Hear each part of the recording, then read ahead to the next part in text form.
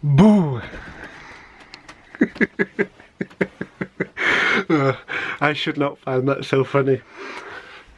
Hello fellow humans and welcome to the Madhouse. I'm Josh and it's come around again, BookTube-a-thon. So this is my 2016 BookTube-a-thon TBR.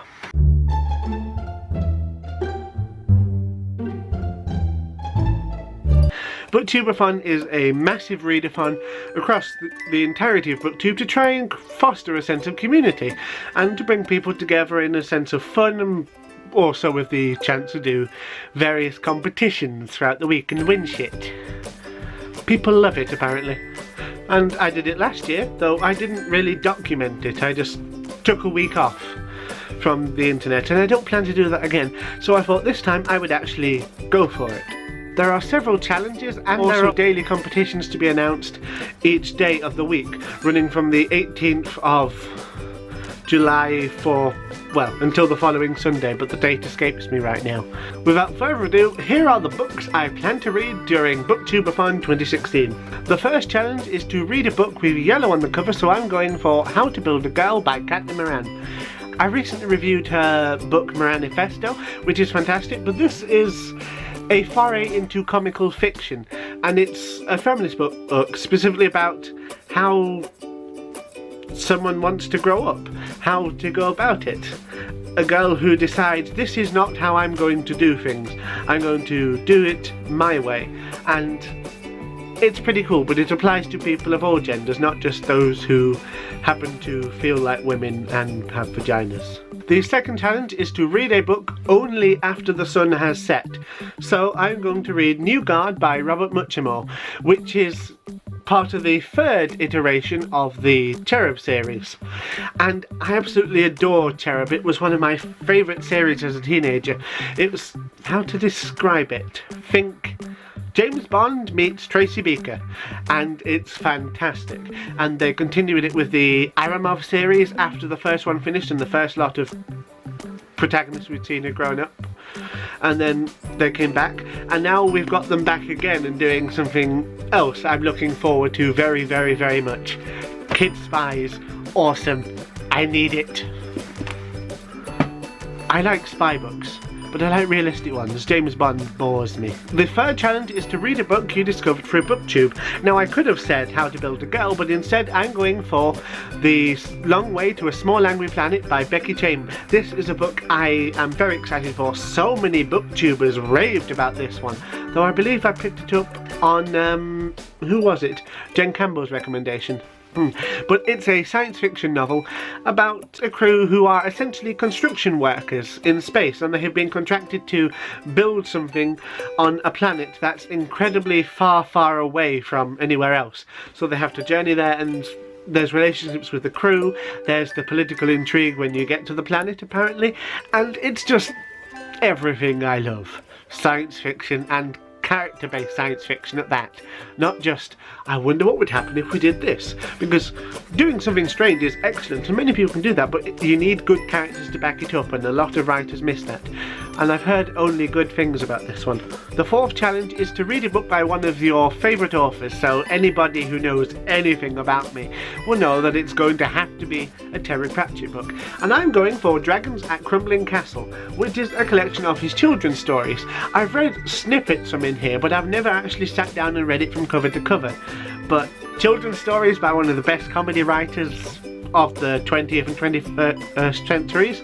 I really shouldn't judge the entire 21st century yet, but he's been very good so far, and sadly no more, but I still think he'll make the list at the end, and if I'm alive I certainly plan to put him on it. I mean, I also hope my name might be on that list one day, who knows. The fifth challenge is to read a book older than you.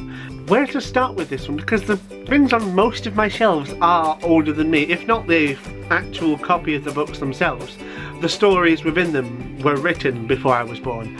So I read a lot of Victorian literature, Renaissance literature, some classical mythology, and a lot of 20th century science fiction. And by 20th century I mean golden age science fiction, the 50s and 60s. That area of science fiction, and it turned out some beautiful things. But I have decided to go for something a little bit different then. I'm going for George Orwell's Down and Out in Paris and London. This particular edition was published in 1979, but I believe it was first published in 1963. I may be mistaken. No, 1933, sorry. I am terrible. To be honest, I don't really know what it's about, except George Orwell went to Spain during a rather tumultuous time, and this is supposed to be the story of it. I've heard only good things. Ariel Bissett actually absolutely adores George Orwell, and I think she's given rave reviews to this one before. Number 6 is to read a book that has a film adaptation, and I was so tempted to go for the Monty Python and the Life of Brian script, which I have on the shelf behind me, but instead I decided I'd go for something a little more cinematic. I chose The King's Speech by Mark Logue and Peter Conradi. Is that how you say the name? Conradi? That guy. Which, well, I'm fairly sure you know what this is about. The film was probably one of the biggest films of the last 10 years? When was it released? It's a very, very good film about a speech therapist who helped King George VI. It's excellent. And the book, I need to give it a try anyway. And then the 7th challenge is just to read 7 books. So my first instinct was just to say, oh, fair enough, I'll finish off this one. Magnus Chase and the Sword of Summer by Rick Riordan, the first in the Norse Gods series by Riordan, a la Percy Jackson. But it's very large, and even though the print is very large and it's easily readable, I'm not sure I'll have the time. So I'll have that there and give it a go, but just to be on the safe side, I will also listen to the audiobook and attempt to finish it off, because I started it ages ago and put it down, of Ready Player One by Ernest Cline, which is apparently just a massive nerd fest involving computer games and the 1980s. Now, I like the 1980s in terms of music and a lot of their films, so it could be very interesting, and let's see what turns out. Alright, so that's it. I hope you enjoyed the video almost as much as I enjoyed making it, because what you haven't seen right now is that I have popcorn and I have been dancing in between takes. It's fun! You should try it. Are you attempting to take part in BookTube-a-thon for yourself? And if you are, what do you hope to read? And even if you're not doing that, have you read any of these? Which one do you reckon I should start first? Help is good. It helps me to narrow down my choices. Thank you very much. Stay tuned for some interesting projects that are coming up in the future, and I'll give you some more information very, very soon. And yes, there will be an Ilvermorny cultural appropriations video. I've now finished scripting the damn thing. Just filming it is a bit difficult. I mean, I could have filmed that instead of this, but I also really wanted to do this. Sorry. Until next time then, tatty bye dearies.